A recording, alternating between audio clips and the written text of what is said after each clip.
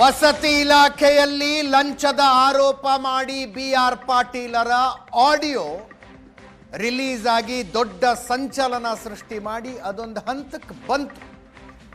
ಮುಖ್ಯಮಂತ್ರಿಗಳೇ ಕರೆದು ಮಾತಾಡಿ ಅವ್ರನ್ನ ಸಮಾಧಾನ ಮಾಡಿ, ಏನೇ ಇದ್ರೂ ನನ್ನ ಹತ್ರ ಬಂದು ಚರ್ಚೆ ಮಾಡಿ ಅಂತೆಲ್ಲ ಹೇಳಿದ್ದಾಯಿತು. ನನ್ನದು ಮುಖ್ಯಮಂತ್ರಿಗಳದು ಬೇರೆಯದೇ ಬಿಡ್ರಿ, ಆ ಕೆಮಿಸ್ಟ್ರಿನೇ ಬೇರೆ ಲೆವೆಲ್ಗೆ ಅಂತ BR ಪಾಟೀಲ್ರು ಹೇಳಿದ್ದು ಆಯಿತು.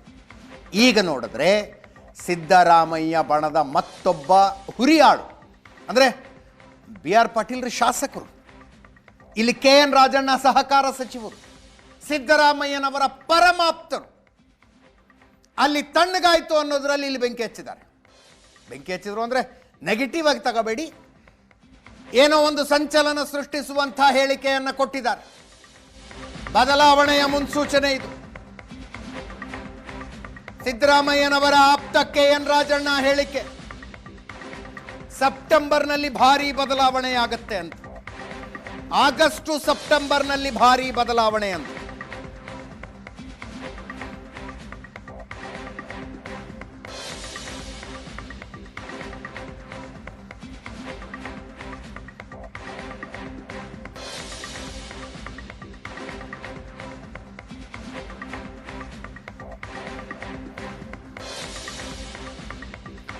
ಗಾಳಿ ಬೀಸ್ತಾ ಇದೆ, ಸೆಪ್ಟೆಂಬರ್ ಕಳೀಲಿ ನೋಡ್ತೀರಿ ಅಂತ.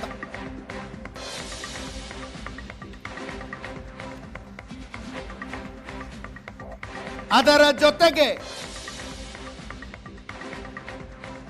ಸಿದ್ದರಾಮಯ್ಯನವರ ಕಾರ್ಯವೈಖರಿಯನ್ನು ಕೂಡ KN ರಾಜಣ್ಣ ಪರಾಮರ್ಶೆ ಮಾಡಿದರು.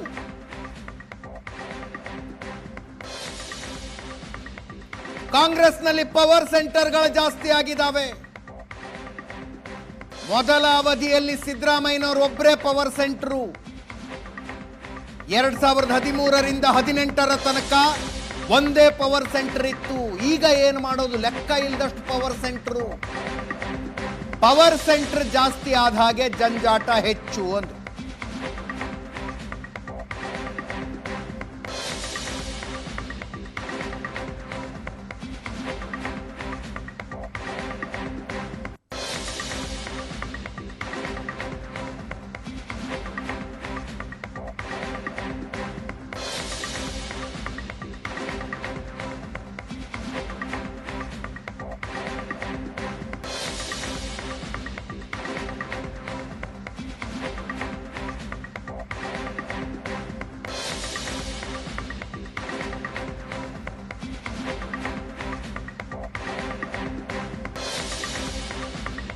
ಒಂದು ಹೇಳಿಕೆಯ ಸುತ್ತಲಿನ ವಿವಾದ ಒಂದು ಹಂತಕ್ಕೆ ಮುಗೀತು ಅನ್ನುವಷ್ಟರಲ್ಲಿ ಸಹಕಾರ ಸಚಿವ KN ರಾಜಣ್ಣ ಇನ್ನೊಂದು ಚರ್ಚೆಯನ್ನು ಹುಟ್ಟುಹಾಕಿದ್ದಾರೆ.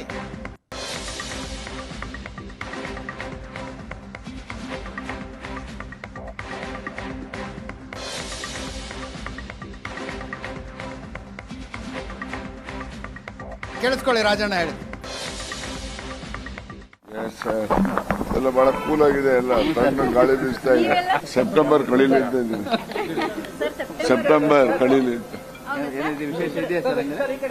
ನನಗೆ ಈ ಕಡೆ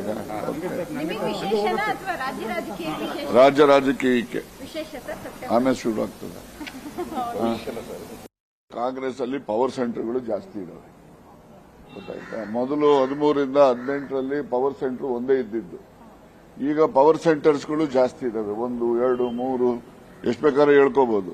ಈ ಪವರ್ ಸೆಂಟರ್ಗಳು ಜಾಸ್ತಿ ಇದ್ದಾಗ ಜಂಜಾಟನೂ ಜಾಸ್ತಿ ಆಗ್ತದೆ. ಆ ಹಿನ್ನೆಲೆಯಲ್ಲಿ ಅವರು ಕೂಡ ಆ ಒಂದು ಪರಿಸ್ಥಿತಿಗೆ ಅನುಗುಣವಾಗಿ ಅವರು ಸರ್ಕಾರವನ್ನ ಪಕ್ಷವನ್ನ ನಡೆಸಬೇಕಾಗ್ತದೆ. ಅದು ಅವ್ರಿಗೆ ಆಗ್ತಕ್ಕಂಥ ಅನುಭವ ಇರಬಹುದು. 13-18 ಸಿದ್ದರಾಮಯ್ಯನ ನಾವು ನೋಡ್ತಾ ಇಲ್ಲ ಅಂತ ಹೇಳಿ ನೀವು ಹೇಳ್ಬೋದು. ಅದು ಬಹುತೇಕ ಜನರ ಅಭಿಪ್ರಾಯನೂ ಕೂಡ ಅದಿದೆ. ಪವರ್